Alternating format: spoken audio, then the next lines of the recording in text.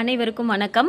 வராகி அன்னை வழிபாடு அப்படிங்கிறது இப்போ இருக்கிற காலகட்டத்தில், அதாவது கண் கண்ட தெய்வம்னு சொல்லுவாங்கல்ல, அவங்க வராகி அன்னை தான் இப்போ சாட்சாத் ரொம்பவும் எல்லாருக்கும் ஒரு சக்தி வாய்ந்த தெய்வமாக இருக்காங்க. நம்ம என்ன வேண்டுதல் வச்சு அவங்கக்கிட்ட நம்ம வழிபாடு பண்ணோம் அப்படின்னாலுமே அது கட்டாயமாக நடந்தேறி இருக்கும். அதில் நம்ம செய்கிறது ஒரு சின்ன சின்ன விஷயங்கள் மட்டும் நம்ம பார்த்துக்கிட்டோம் அப்படின்னாலே போதும். அதெல்லாம் நம்ம கரெக்டாக பண்ணோம் அப்படின்னாலே நமக்கு அந்த வர வேண்டிய அந்த பலன்கள் அப்படிங்கிறது நமக்கு கை மேலே தானாக கிடைக்கும்.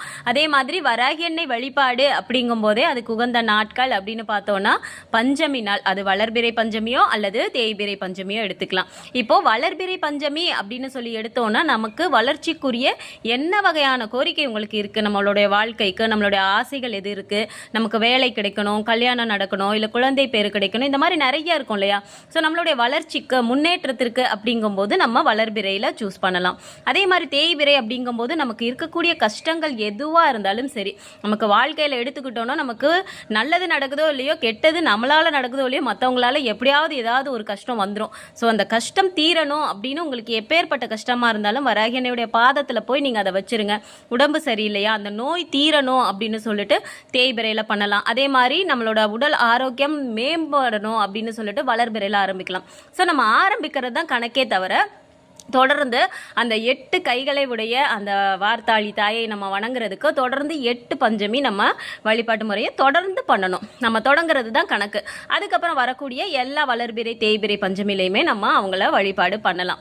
இப்போ நம்ம கோவிலில் போயும் வழிபாடு பண்ணலாம், இல்லை நம்ம வீட்லையும் வழிபாடு பண்ணலாம். இப்போ வீட்டில் பண்ணுறீங்க அப்படின்னா எங்ககிட்ட படமும் இல்லைங்க சிலையும் இல்லைங்க அப்படின்னா தாராளமாக நீங்கள் தீப உருவலையே நீங்கள் அம்மாக்குன்னு சொல்லிட்டு ஒரு அகல் விளக்காவது வச்சுக்கோங்க. ஸோ அந்த அகல் விளக்கை ஏற்றி வச்சு அந்த தீப சுடரில் வராகி எண்ணெயா பாவிச்சு நீங்கள் பண்ணலாம். அப்படி இல்லைன்னா மஞ்சள் பிடிப்பு பிடிச்சு வைக்கலாம். இப்போ பிள்ளையார் பிடிப்போம்லே அதே மாதிரி மஞ்சள் பிடிப்பு பிடிச்சு அதில் 2 நிலக்கடலையோ அல்லது 2 கொண்டைக்கடலையோ அம்பாக்குல அந்த கொம்பு மாதிரி வச்சு விட்டு மஞ்சள் குங்குமம் பொட்டு வச்சு பூ வச்சு வராகி எண்ணெயா பாவிச்சு நீங்கள் அப்படி வழிபாடு பண்ணலாம்.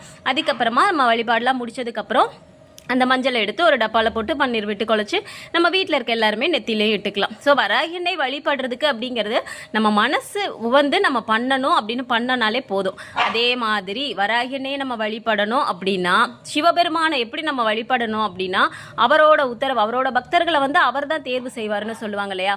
அதே மாதிரி வராகி அன்னையை வழிபடணும் அப்படின்னா அவங்களுடைய உத்தரவு இல்லாமல் நம்மளால் வராகி அன்னையை வழிபடவே முடியாது. நம்ம எத்தனையோ வாட்டி எங்கெங்கெல்லாமோ போயிருப்போம், வராகி அன்னை படத்தை பார்த்துருப்போம், யார் யாரோ சொல்லி கூட நம்ம கேட்டிருப்போம். கோவில்லையே கூட அந்த 7 கன்னிமார்கள் இருப்பாங்க இல்லையா, நம்ம கோவில் சுற்றி வரும்போது கூட பார்த்துருக்கலாம். ஆனால் நமக்கு இவங்களை தொடர்ந்து வழிபாடு பண்ணணும் அப்படின்னு ஒரு எண்ணமே வந்திருக்காது. ஆனால் ஒரு வாட்டி நமக்கு நம்ம கும்பிடணும் அப்படின்னு நினைக்கிறோம், நம்மளோட கஷ்டத்துக்கோ நம்மளுடைய வளர்ச்சிக்கோ பண்ணணும்னு நினைக்கிறோம் அப்படின்னாலே அவங்களுடைய உத்தரவு நமக்கு கிடச்சிருச்சு அப்படின்னு தான் அர்த்தம். அப்போ ஒரு முறை நீங்கள் வழிபட ஆரம்பிச்சிட்டிங்க அப்படின்னாலே நமக்கு இருக்கக்கூடிய எல்லா பிரச்சனைகளும் தீரப்போகுது, நம்மளோட வாழ்க்கைக்கு முன்னேற்றம் வரப்போகுது, வராகி அன்னை நம்ம வீட்டுக்கு வரப்போகிறாங்க அப்படிங்கிறது தான் அவங்க காட்டக்கூடிய அந்த அறிகுறிகள்.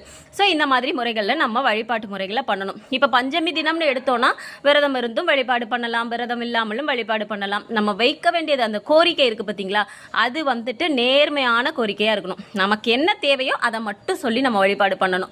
அதே மாதிரி நம்ம எவ்வளவுக்கு எவ்வளவு வராகி அன்னை மேல அந்த உள்ளன்பை காட்டி வழிபடுறோமோ, அம்மான்னு சொல்லி கூப்பிட்டோம் அப்படின்னாலே அவங்க ஓடோடி வருவாங்க. நம்ம வீட்டில் நம்ம அம்மாவை எப்படி கூப்பிடுவோம், ரொம்ப உரிமையோடு ஏதாவது கேட்போம்லாமா, அதை நீங்கள் இப்போ செஞ்சு தரீங்களா இல்லையா, அப்படி கேட்போம் இல்லையா. அதே மாதிரி வராகி அன்னை கிட்ட உங்களோட அந்த ஒரு ரொம்ப உரிமையோடு பேசுங்களேன். அப்படி நீங்கள் பேசுனீங்க அப்படின்னாலே வராகி அன்னை ஓடோடி உங்களுக்கு உதவி செய்வாங்க.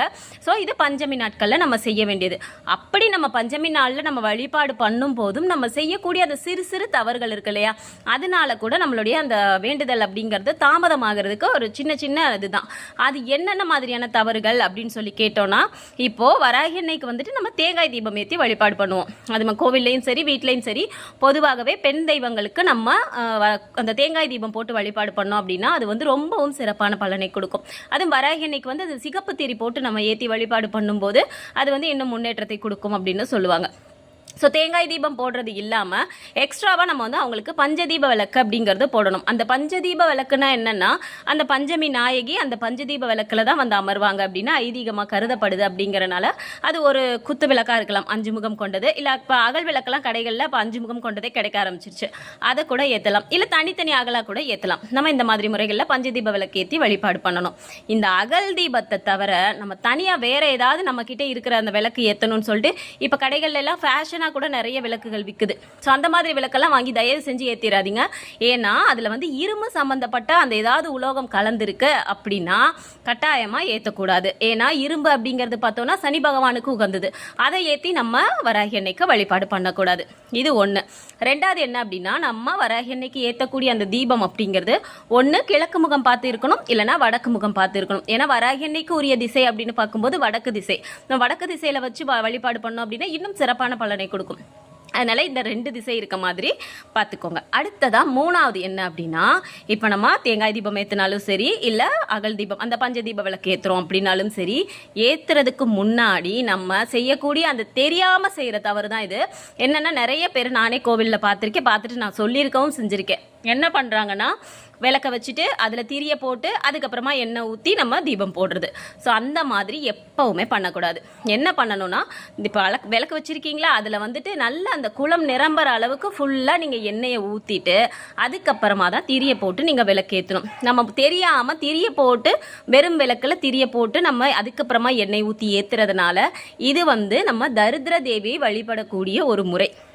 அப்போ நம்ம வராகி அன்னையை கும்பிட்டுக்கிட்டு நம்ம தரித்திர தேவிக்கு வழிபாடு பண்ணுற மாதிரி ஒரு முறையை நம்ம தெரியாமல் செய்கிறதுனால நமக்கு அந்த பலன்கள் அப்படிங்கிறது கொஞ்சம் தாமதமாகி போகலாம். அதனால் இந்த சின்ன சின்ன முறைகளை நீங்கள் ஃபாலோ பண்ணிங்க அப்படின்னாலே நமக்கு அதற்கான பலன்கள் அப்படிங்கிறது ரொம்பவும் சிறப்பானதாக அமையும்.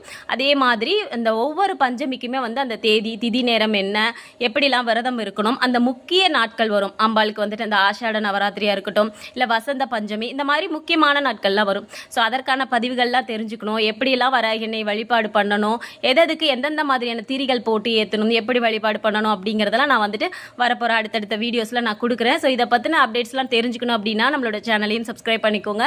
வீடியோ பிடிச்சிருக்கு அப்படின்னா சின்னதாக லைக்கை மட்டும் கொடுங்க. இல்லை ஏதாவது டவுட் இருக்குது அப்படின்னாலும் கமெண்ட்டில் சொல்லுங்கள். நான் உங்களுக்கு கட்டாயமாக கமெண்ட்டில் பதில் சொல்கிறேன்.